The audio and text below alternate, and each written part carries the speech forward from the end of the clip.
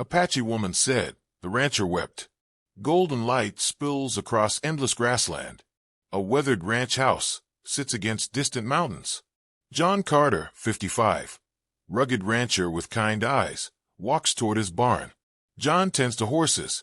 A figure appears in the doorway, Nashota, 30s, an Apache woman, dusty from travel. Her eyes are fierce yet weary. John, can I help you, ma'am? Nashota, you're John Carter? John, that's right. You looking for work? I could use. Nashota, cutting him off. I'm looking for my sister, Aida. She was brought here 3 years ago. John's face falls. He removes his hat. John the First. I don't know that name. Nashota, you bought her. At an auction in Santa Fe. Spring of 1882. Silence. John's hands tremble. John, ma'am, I've never. I don't deal in. Nashota, stepping forward. She had a mark on her shoulder. Right here. Nashota pulls back her sleeve, revealing a crude brand. An inverted C with a cross. Nashota, CONT'd. It's not a tattoo. It's a brand. From the auction. John staggers back, his face draining of color. A crowded, dusty square. Young John, 52, stands uncomfortably among rough men.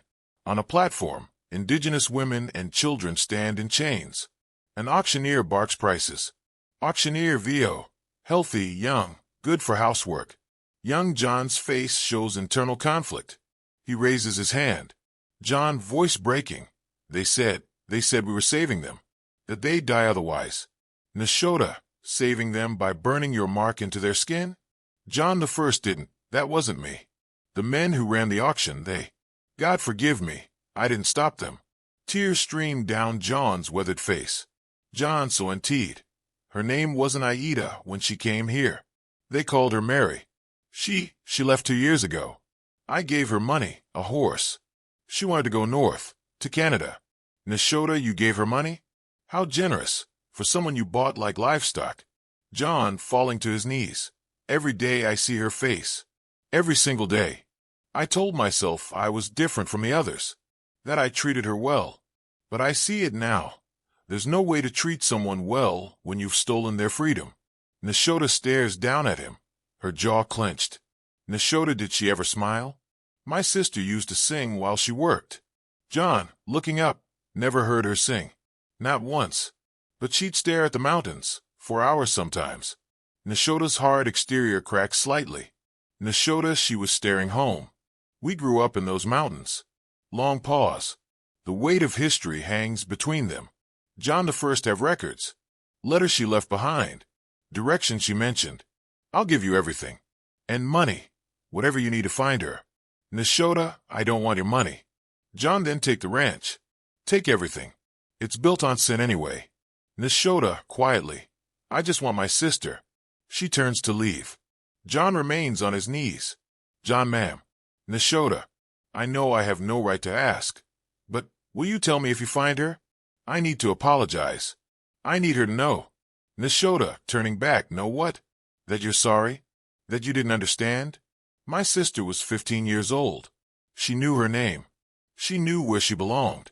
And you took her anyway. John nods, broken. Nashota, so indeed, but I'll tell her you wept. That's more than most of you ever did. Nashota walks out.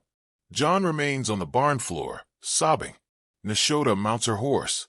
John emerges from the barn, carrying a leather satchel. He approaches slowly. John, her letters. The map she drew. And this. He pulls out a small beaded bracelet. John, so indeed. She left it behind. Said it was from someone she loved. I think it was from you. Nashota takes the bracelet. Her hands shake as she recognizes it, one she made as a child. A tear falls. Nashota North, you said? John, Canada. She mentioned a place called Moose Jaw. Said there were Lakota people there who'd help her. Nashota nods, clutching the bracelet. Nashota, Mr. Carter. My people say that true shame is the first step toward becoming human again. She rides off into the fading light. John watches until she disappears, then falls to his knees again, the sunset casting long shadows across his broken figure.